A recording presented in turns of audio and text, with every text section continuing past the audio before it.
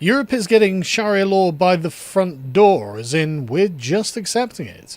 We're allowing this to happen in our countries, and this is just something that is going to continue happening because trends suggest this is not going to wind back anytime soon.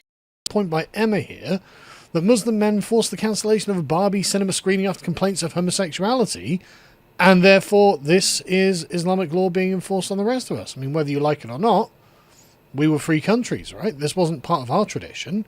But even more concerning is an Austrian court has upheld a Sharia ruling. So this is just, I mean, I really can't describe how much I disagree with this. I just don't think these things should be available, even if the people involved have volunteered to submit to it, right? So a Vienna court has ruled that a €320,000 arbitration under Sharia law is valid in Austria. The case involved two men who agreed to settle their contractual dispute according to Islamic law, specifically following the Alus Sunnah wal Jama'ah principles. According to the private arbitration tribunal, one man was ordered to pay the other $320,000, but challenged the ruling, arguing that Sharia is ambiguous, arbitrary, and incompatible with Austria's fundamental legal values. Well, the question would be, why did you agree to the contractual dispute being arbitrated in Islamic court, since you could have just gone for an Austrian court? But the Regional Court for Civil Law Matters confirmed the decision. They said, no, this is fine. They confirmed the arbitration decision without reviewing which specific Islamic rules applied, stating they only need to ensure the outcome did not violate the fundamental principles of Austrian law. But what they're doing there is saying that the Islamic law is binding in Austria. Even though they agreed to it. Well, if you volunteered to be arbitrated by a fake court, then it's got no power to impose this upon you. And so the civil court's like, yeah, no, that's fine. Like, that's totally fine. It's like, that's mental, mate. And I would be completely against this. I would be, like, absolutely against this just being allowed at all. And again, people will say, well, they're making sure that the Sharia court doesn't violate any of the principles of the Austrian law. So the Austrian law is superior. So, yeah, in this case now. But this is the normalization of a very, very slippery slope, in my opinion. And either way, why should it not be that all legal decisions have to first and only go through Austrian courts? I don't care if they want to, like, play act a Sharia court. Like, you shouldn't be validating that with an Austrian court. You should just say this isn't any kind of valid legal ruling, because this wasn't a recognised Austrian court. And therefore, it doesn't matter whether you volunteered for it. Instead, the agreement is now legally binding and has to be respected. So the Sharia court is a valid court in Austria, according to Austrian courts, according to their own legal system. So that's terrible, I think, especially as, you know, they've made no legal judgment on Sharia themselves. So, like, this, they say this doesn't set any precedent regarding the validity or acceptance of Islamic criminal law. Well, I mean, I think it does, to be honest. I'm not saying it's going to be cited in future cases. But the problem is it just normalizes this as an accepted part of European life, Austrian life. Like, I'm very much against this kind of thing. And I don't see why we should recognize a foreign law at all in any country in Europe. And I mean this even down to the sort of narrow countries themselves. Like, Austria shouldn't be recognizing French law, etc., etc., you know? Like, I'm totally against all of this sort of stuff. And I just don't understand why we're allowing this. Like, they can play act in whatever court that they like, but if you want actual legal standing and have something actually to be legally binding, then surely you would have to go to an Austrian court. Because otherwise you're essentially saying, yeah, anyone can just do whatever they want when it comes to legality and making someone pay someone else money. I mean, like, did he do anything wrong under Austrian principles of law? That's the question. I'm not saying it violated the principles, as in, you know, it's not punishing him with whipping or stoning or something, but, like, according to an Austrian legal standard, is the guy guilty? And that's what the Austrian court should have been investigating. Or, I mean, frankly, again, I just flat out just think when he took it to a court, the court should have said, yeah, this wasn't done through an Austrian court. Therefore, there can't be any legal standing. It can't be that he is now legally obliged to pay him €320,000 because some mullah in a turban said so. No, that's not good enough, frankly. But anyway, this is part of a wider pattern, frankly, of Islamization in Europe. Of course, Austria is a small country. It's got about 10 million people, just under, probably 10 million with illegals counted.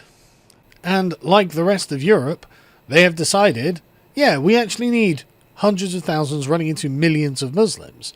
And again, Austria is a very small place. In 2017 this was, it turns out there were 700,000 Muslims in Austria, so a large percentage. Again, I couldn't find any more recent figures because I just couldn't see them.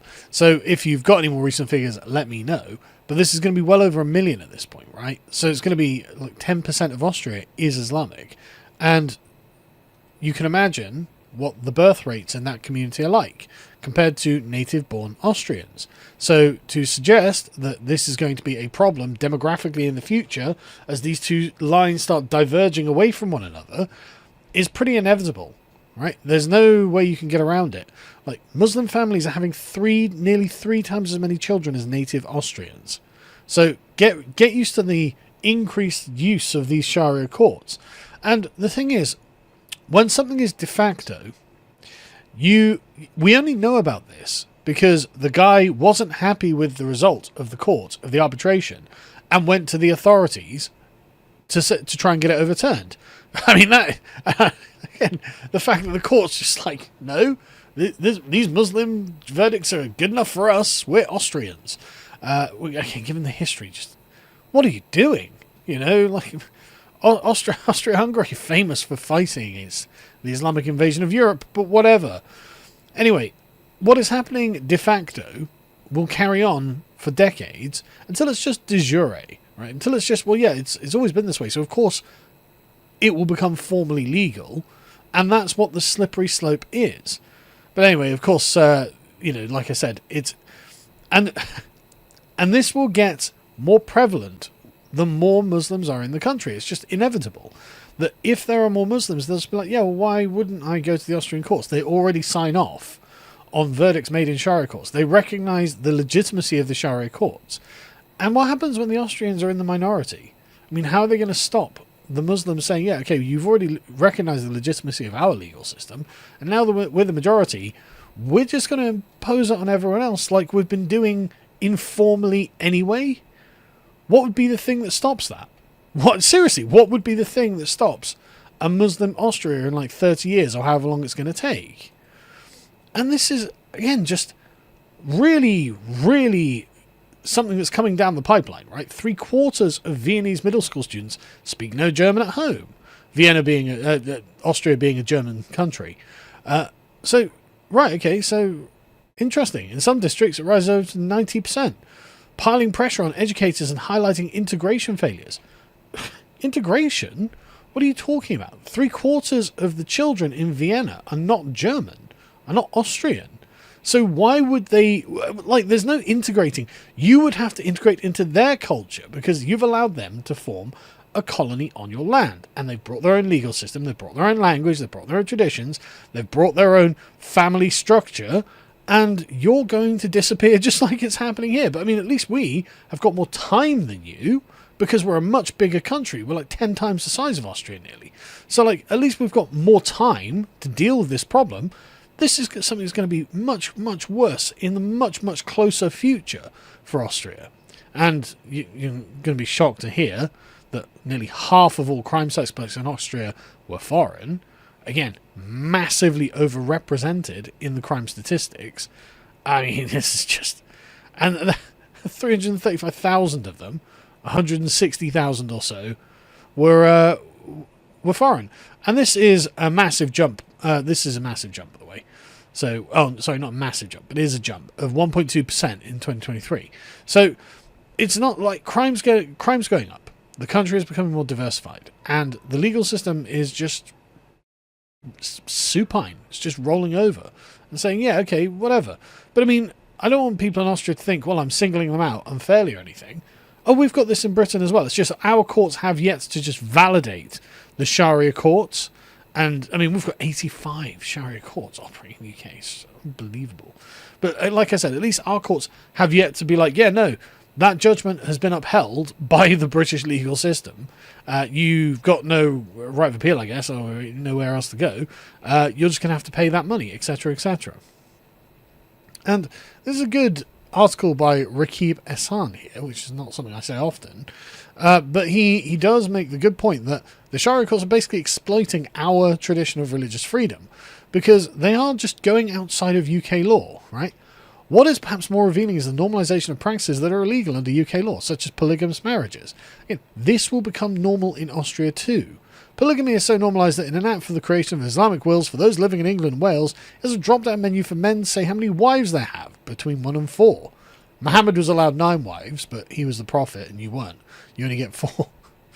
And anyway, so it goes on to the rest and explains that, look, these people are going to enact Sharia law, just, again, de facto in their own communities, irrespective of the national law of where they are. And it's only when it intersects with the actual national law that it is even going to be challenged, because the people in these communities view this law as valid. They view it as respectable and the way things ought to be. I mean, Sharia means law in Arabic, I think, if I recall correctly. So why would we think otherwise? Why would we be surprised? The really shocking thing is that Western courts will be so supine and be like, yeah, no, that's a good point. That court that isn't really a court theoretically by any real legal standing, that's made a good rule, and we're gonna uphold it because who cares? We're not going to rule on the actual merits of the case. We're just going to uphold that. Yeah, you own this money now. It's like this is not a good direction to go in, right? We should be banning all other courts that are not of the native country, as in. There are Jewish courts, there are Muslim courts, and any other, I don't know if the Hindus have anything like this, but basically all other non-national, non-legal, currently legal courts should just be made illegal, right? You are not allowed to pretend to play law in our country in the way that you used to back home. And if that's something you're interested in, you know where the door is.